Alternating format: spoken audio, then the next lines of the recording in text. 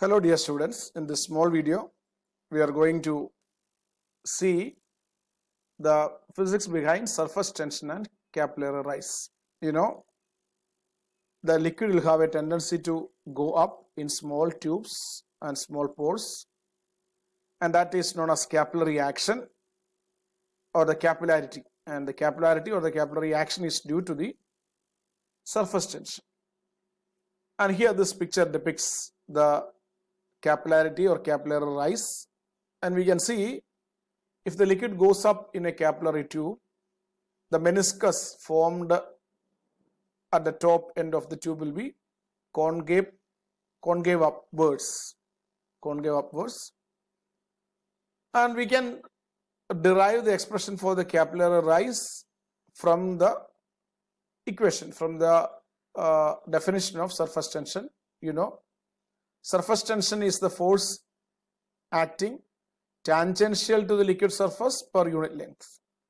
So here in this, at this point, if you consider this point, here along this line, there will be a force acting, and that force per unit length is represented as the surface tension sigma. Force acting per unit length, and at every point that force is acting. So here there is sigma, here there is sigma, and everywhere there is a force acting per unit length. Here also there is force per unit length sigma.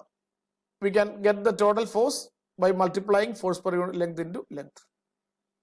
And this angle will be equal to the angle of contact. The angle made by the solid inside a liquid with a tangent drawn to the free surface of the liquid. That is the angle of contact. Now, we can resolve this sigma into two components. One component, sigma cos theta, is acting parallel to the side upwards, and one component is acting in this way, that will be sigma sin theta, that is normal to the surface, normal to the wall of the tube. Similarly, here also there are two components. This will be sigma cos theta, and the force acting normal to the wall is sigma sin theta. Sigma sin theta. Remember, this is the force per unit length. Now, the sigma sin theta are acting at every point opposite to each other. Therefore, all those forces will get cancelled. But sigma cos theta remains unbalanced when the capillary tube is okay. We can take the picture like this. Suppose this is a liquid surface, and we immersed a capillary tube here, and initially there will be a meniscus formed like this, and when a meniscus is formed here, this unbalanced force acting on the surface, which is pulling this liquid upwards. And what is the total force?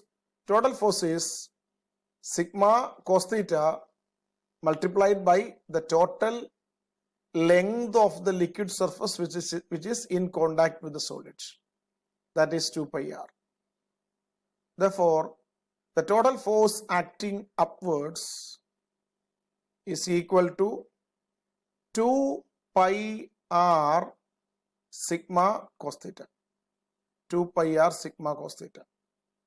So because of this unbalanced force here, the liquid goes up, and when equilibrium is reached, this force upward will be able to balance the weight of the liquid risen inside the tube. Weight of the liquid risen inside the tube.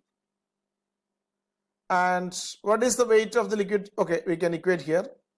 2 pi r sigma cos theta is equal to weight of the liquid is mass into g.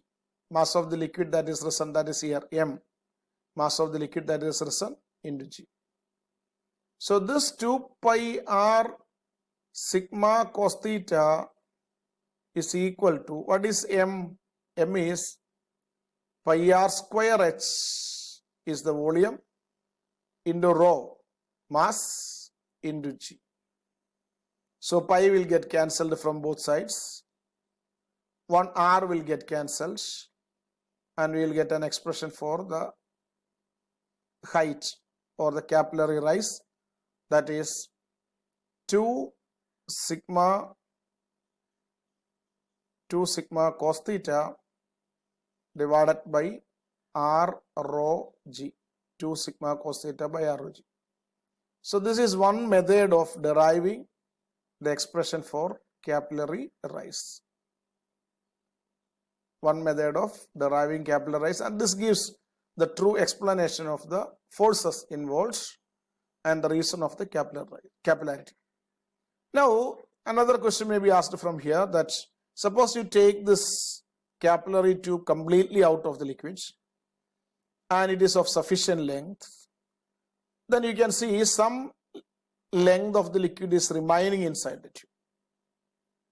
And how much will be that length? How much will be that length? So this will be the shape of the meniscus, and because of the weight, the lower side will be convex downwards. So here again the force, as we explained in the earlier case, sigma is acting tangential to the liquid surface per unit length, and both the forces, there are two forces here. So because of the force in the upper surface, as well as because of the surface tension of the lower surface. So therefore here the net force is equal to 2 into 2 pi r sigma cos theta,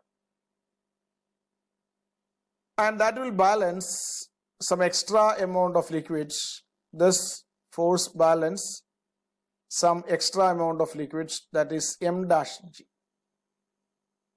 So we can write 4 pi r sigma cos theta is equal to pi r square h dash rho g. H dash rho g. So when you substitute or simplify, you get h is equal to 4 sigma cos theta divided by r rho g. This is h dash. This is 2 times the capillary rise when the capillary tube is immersed in the liquid. So the remaining amount of liquid will have a length equal to twice the capillary rise length. Okay, now we can go for a little more involved explanation of the capillary rise. We can explain this capillary rise in terms of the excess pressure. So for that, you consider a picture like this. Here there is a figure drawn in the presented here. You take another situation. Suppose this is a liquid surface, and here a capillary tube is immersed in a liquid, and if the liquid is able to wet the solid, here a meniscus will be formed, and this meniscus will be concave upwards. Concave upward meniscus will be formed. Now you consider some points: A, which is very close to the surface; B, which is very close but bottom below the surface; C, which is outside the tube above the liquids; D, outside the tube within the liquids. Now, pressure of the liquids, or pressure which is at C, is equal to pressure at D, that is equal to P0. On either side of a flat liquid surface, pressure will be same. And here C is exposed to atmosphere, so therefore atmospheric pressure is there. So P0, this is equation number 1. And now, what is the pressure at A? Pressure at A is also equal to P0 because A is a point in air. That is equation number 2. What is the pressure at B? Pressure at B is less than pressure at A. Because of surface tension or the surface tension, pressure on the convex side of the liquid is always less than the pressure on the convex side. By how much? Pressure at B is equal to pressure at A minus 2T divided by 2 sigma. Okay, sigma is the surface tension, 2 sigma divided by R, where R is the radius of the meniscus. And this pressure we usually say as excess pressure, or the pressure inside the convex side or at any point on the convex surface of the liquid meniscus is greater than the pressure at the concave surface. Now Pi is equal to P0, therefore we can write Pb is equal to P0 minus 2 sigma divided by R. Remember, here R is the radius of the meniscus. Now you compare the equations 1 and this 3. 1 and 3. Pb is less than Pd. Pb is less than Pd. Pd is equal to P0. Pb is P0 minus 2 sigma divided by R. Pb is less than Pd. This violates Pascal's law because B and D are points within the same liquid on the same horizontal level. So there the pressure must be same. Therefore, this particular status or this particular situation or meniscus is formed, but the level of the liquids both inside the tube as well as outside are the same. That condition is not satisfied or not possible because it is not in equilibrium. Therefore, we can say the liquid goes up and the pressure becomes equal. So again you come to the points. This is the point B, and here is the point D, very close to the surface of the liquids. This is the point C, and this point can be taken as A, and this point we take it as A dash. Now, if the liquid is risen inside the capillary tube, we can write Pb is equal to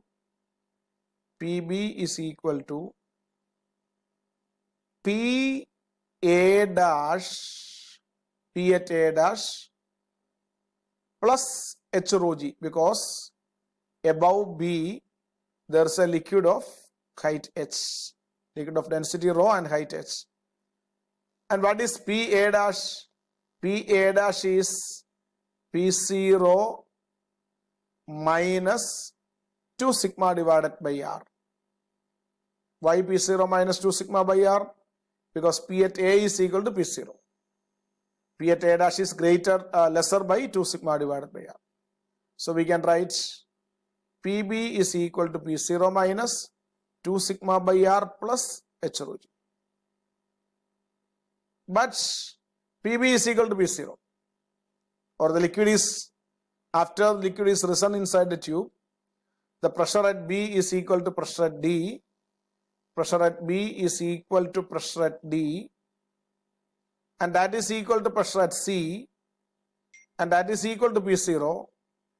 Therefore, we can write P0 is equal to P0 minus 2 sigma divided by R plus H rho G. So P0 and P0 will get cancelled, and we will get the equation for the capillary rise as H is equal to 2 sigma divided by R rho divided by r rho g. Here r is the radius of the meniscus. We want to express the radius of the meniscus in terms of the radius of the capillary tube. So we can see here the radius of the meniscus, it will be like meniscus is spherical, it will be like this, somewhat like this, the meniscus, and its radius will be this much. It is different from the radius of the capillary tube. So therefore, we need to express the radius of the meniscus in terms of the radius of the capillary tube. So consider this figure. This angle is theta. Therefore, this angle is 90 minus theta. Therefore, this angle is also theta. And this is the radius of the capillary tube. And from that figure, we can write cos theta is equal to,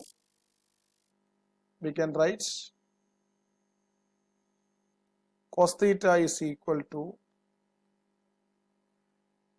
adjacent side, small r divided by capital R. Therefore, capital R is equal to small r divided by cos theta. Small r divided by cos theta. So substitute for capital R in the equation for h. We get h is equal to 2 sigma divided by small r divided by cos theta, small r divided by cos theta into rho g. So we get h is equal to 2 sigma cos theta, 2 sigma cos theta divided by r rho g, 2 sigma cos theta divided by r rho g. So we can say from this explanation, we can say the liquid is going up to make the liquid pressure at every point on the same horizontal line equal. So this is another explanation and another way of deriving the expression for capillary rise. Okay, thank you.